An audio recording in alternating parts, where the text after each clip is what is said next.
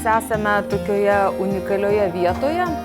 Tai yra, kaip matote, galerija 1252. Čia tada, kai buvo, reiškias, praktiškai Klaipėdos įkūrimas, visas tas aprašymas čia yra. Tai kas man čia pasirodė svarbu, tai ne tiek čia svarbu buvo man, kad tai yra būtent to miesto data, nors tai irgi svarbu, bet labiau apie tą idėją miesto mieste, nes šitas visas kompleksas taip pat vadinasi ir Vilties miestas. Ir jie daro labai daug visokių tokių svarbių dalykų ir su vaikais, ir su ligoniais, ir onkocentrą pastatė. O mano mintis apie miestą mieste tai kilo pradedant nuo vieno tokio objekto, kurį mes tuoj pamatysime. Ir tas objektas man sukėlė tą jausmą, kad mes iš tikrųjų galvojame, kad gyvename šiais laikais, va dabar yra dabartis, yra tas visa tai, kas materialu, kas apčiuopiama, o jeigu galvotume viduramžiškais terminais, tai iš tiesų tie miestai tai buvo statomi ir galvojama, kad žemiški miestai iš tikrųjų yra tik tai tų dangiškųjų atspindžiai. Tai viskas yra atvirkščiai. Tai aš norėčiau dabar padaryti tokį irgi atvertimą ir pakviesti visus į antrą aukštą. Aš turiu šitą lagaminėlį, kur turėtų būti arba daug pinigų, arba ginklas, bet čia nėra nei daug pinigų, nei ginklo. Aš čia atvežiau popierinę plytą. Šitą popierinę plytą radau savo brolio spintoje. Ir šitą plytą mane iš tikrųjų ir atvežė čia, nes ant šitos plytos užrašyta: aš nupirkau plytą Švento Pranciškaus onkologijos centro statybai Klaipėdoje. Ir aš kažkaip supratau, kad nelabai aš ką nors žinau apie centrą, nelabai žinau, kas tai yra, kodėl čia ta plyta. Na ir todėl, kad kai Paulina pasiūlė dalyvauti šitame projekte, pasiėmiau šitą plytą ir paprašiau Vaclovo Leikaus, kad atvežtų mane čia. Ir kaip tik labai sėkmingai iš karto sutikome Viliją ir mum jinai čia parodė visą tai.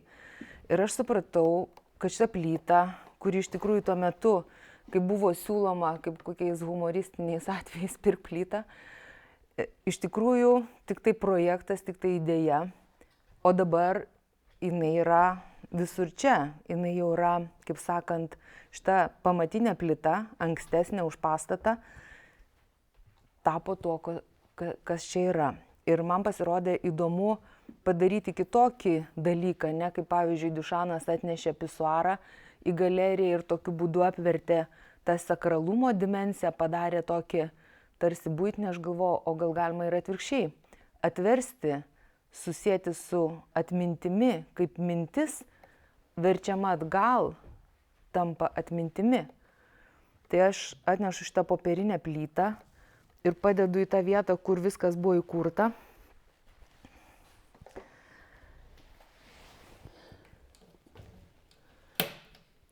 Ir kartu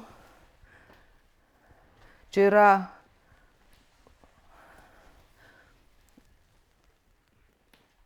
Leonardo Andriekaus stalelis, prie kurio jisai rašydavo. Labai gražus objektas pats savaime. Ir kad ta plyta kažkaip susisietų dar ir su šita vieta, tai nuėjau Dailės akademijoje pas Gintą Kavaliauską, kuris labai geras yra fotografijos specialistas, ir paprašiau, kad jisai padarytų šitos plytos fotogramą. Tai yra ant rentgeno popieriaus su šviesos be objektyvo, labai ilgai šviečiant tą plytą, tą išardytą plytą, gaunasi jos atvaizdas. Tai štai dabar jinai yra čia.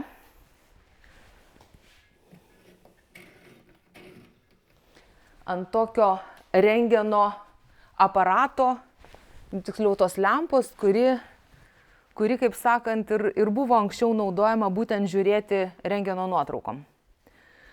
Tai yra šita plyta ir yra plytos išklotinė, pervesta į rentgeno fotografiją. Čia taip pat, kai eisite, galėsite užeiti ir užuosti tas nuostabes levandas, nes tas kvapas yra svarbus. Ir mąstant apie plytą, aš prisiminiau, kad kai Vilija rodė man čia kolekciją pranciškonų, čia yra garsios lietuvių menininkės Aleksandros Kašubos mozaikos, padarytos pranciškonų koplyčiai Brukline 60 metais. O Aleksandra Kašuba išgarsėjo savo plytų mozaikomis viešosiose erdvėse Niujorke. Tai aš dabar ir norėčiau, kad mes jūs čia taip galite trumpam užeiti, pasižiūrėti į plytą ir įkvėpti levandos ir paskui mes nueitume prie Aleksandros Kašubos darbų. Beruošiant jau šiandien šitą ekspoziciją, mes ieškojome visokių būdų, kaip tinkamiau išeksponuoti ir radome dar vieną Aleksandros Kašubos darbą, kuris kažkaip anksčiau nebuvo rodytas. Tai aš galvoju, kad tai yra nuostabus būdas jums tuo pačiu metu pasižiūrėti ir tą Aleksandros Kašubos kūrinį. Labai įdomus molis, ten ir plytos labai svarbios buvo, nes ir Ginkūnų dvare, iš kur jinai kilusi, ten buvo tokia plytų dirbtuvė ir menininkė tik tai atsikėlusi į Niujorką, jie ten gavo tokią keraminę krosnelę, pradėjo mozaikas daryti. Tai va, ir štai yra tasai molis čia. Bet kas yra įdomu, kalbant apie šitą plytos gabalą, tai kad jisai, dar pasikalbėjau su Vaclavu Leikum, sako, žinai, čia turbūt iš tikrųjų yra tasai rankų darbo, kai darydavo tokį rankomis, lipdydavo ir kuo jie skiriasi nuo tų tokių standartinių.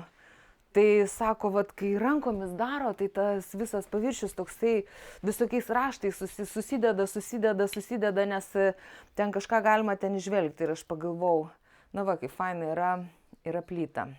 Jūra kažkaip išmetė, pašaukėm ir išmetė jinai plytą.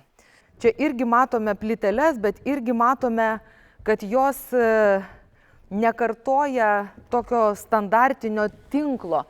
Ką padarė Aleksandra Kašuba su plytomis, tai jos plytos pradėjo banguoti, taip kaip jinai darė tas formas, tokias medžiaginės, tokias aplinkas gyvenamas, be stačių kampų. Taip jos ir plytos visos siūbuoja ir linguoja. Taip ir čia mes, kai žiūrime, tai matome, kad čia yra kažkokie apskritimai ir panašiai. Tai šitas va toksai mozaikinis plytos momentas, jisai čia, mano nuomonė, labai gražiai rezonuoja su pirmaisiais abstrakčiais juodais Aleksandros Kašubos reljefais, bet juos aš parodysiu prie tų jau kryžiaus kelio stočių. Dabar galime nusileisti. Taip, tai čia ir prasideda tos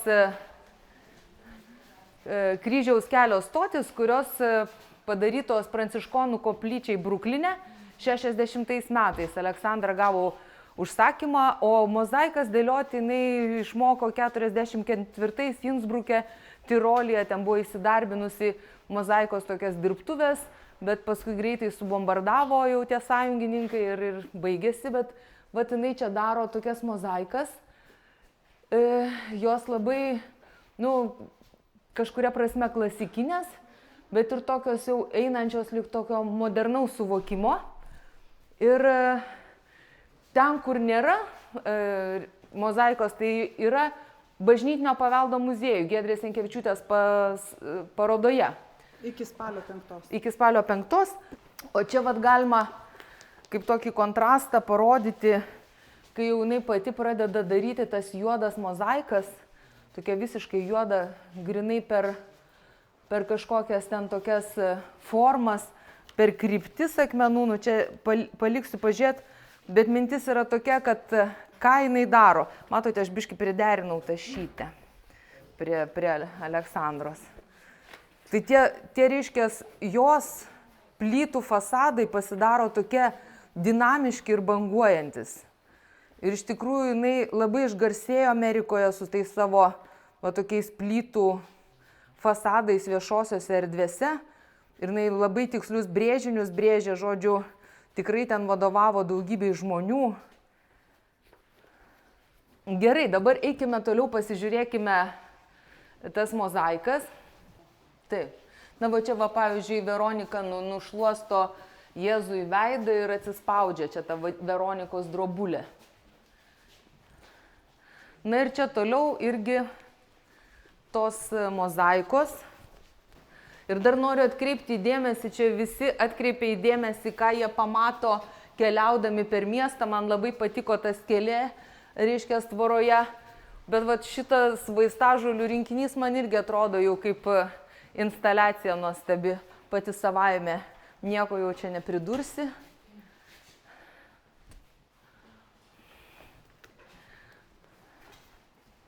Dar noriu atkreipti dėmesį, mes jau, kaip sakant, su tuo mano kūriniu baigiam, bet kadangi tu įeini į miestą ir įeini į tokias vietas, kurios labai, nedažnai atsiveria arba reikia specialiai susitarti, specialiai važiuoti, užeikit, čia vat vandens yra. Tai aš dar norėjau atkreipti dėmesį, kad čia yra puikus Viktoro Vizgirdos paveikslai. Tiem, kas tą lietuvių dailės istoriją žino, tai iš tikrųjų čia atsivežti. Yra, va, pavyzdžiui, tas 1,49, 66, kažkokie tikrai nepaprastai įspūdingi dalykai.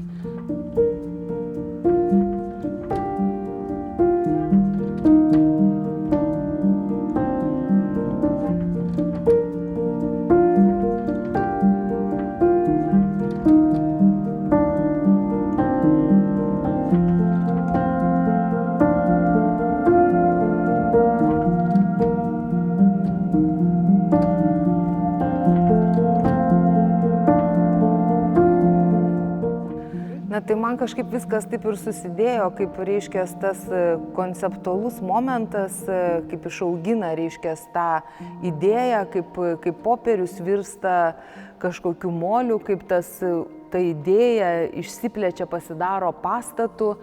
Ir šitas pastatas, jis padarė tikrai įspūdį savo irgi tokia pagarba medžiaginiams vertybėms, pavyzdžiui, vietoj stiklų tie oniksai.